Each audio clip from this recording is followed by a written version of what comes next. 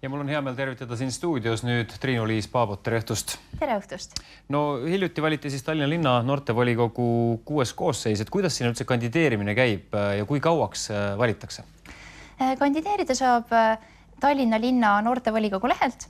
Tuleb täita ära ankeet, elulugu, motivatsioonikiri ja siis olenevalt, kas kandideeritakse MTÜ-de alt, õpilaste alt või üliõpilaste alt, siis valivad kas õpilaste esindajad või üliõpilaste esindajad või siis hoopiski MTÜ-de esindajad ning 9 aastaks. Ja kõik Tallinna noored, kes on vanuses 14–26, saavad kandideerida. No, Tallinna linna noortevolikogu tegutseb siis Tallinna linnavolikogu juures ja on selline nõuandev organ nii-öelda, et kas teie noorte nõu võetakse ka kuulda?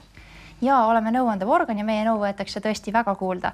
Et näiteks Tallinnas ekstreemspordiparki luues ükski otsus ei langetata siis ilma meie nõusolekuta. Et praegu on teada, kuhu järgmine aasta ekstreemspordipargid luuakse, kui suured nad on, aga ideede konkurss korraldatakse siis varsti. Ja meie oleme need, kes neid parke kasutavad ja sellepärast ka meiega väga arvestatakse. No ekstreemspordiparki te mainisite, see on hea näide, aga kas on veel mõni selline näide, et mida siis, te olete nüüd olnud aasta aega, eks noortevolikogu esimees, et mis kasu on olnud noortevolikogust? Kas on veel mõni selline hea näide, mida tuua siin?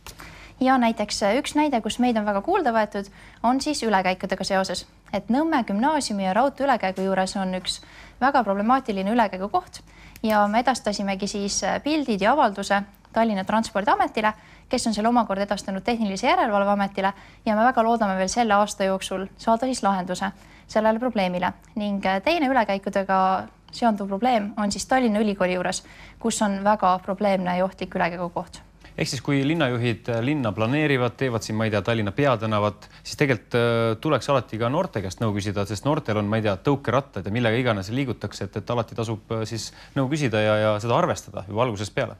Ja loomulikult. Ja tegelikult noortega tuleb juba seetõttu arvestada, et noored, me oleme ju tulevik. Et kui meiega ei arvesta, siis ei arvestada ju tulevikuga. Aga loomulikult ei ole noored ainult tulevik, et noored nagu olevik. Kas Tallinn on üldse noorte sõbralik linn? Ja kindlasti Tallinn on väga noortesõbralik linn. Et näiteks ekstreemspordipargid, meil on palju vaba aja veetmisvõimalusi noortele ja mis teeb Tallinna noortesõbralikuks on ka loomulikult see, et meil on Tallinna linna noortevolikogu, mis on väga hästi toimiv ja tõesti, nagu me juba rääkisime, siis see on nõuandev kogu Tallinna linnavolikogule ja meid tõesti võetakse väga kuulda.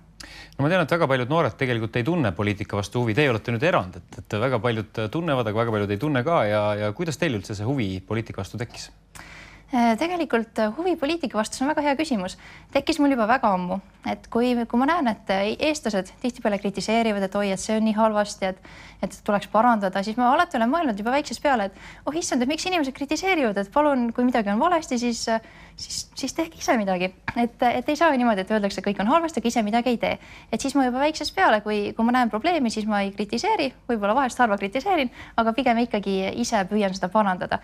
Ja sellepärast ma tulin ka noortevolikogu, et ma nägin, et see tõesti annab võimaluse ühiskonnas rohkem kaasa rääkida, Tallinnas noorteelu edendada ja täpselt nii, nagu ma arvasin, nii ka tegelikult on.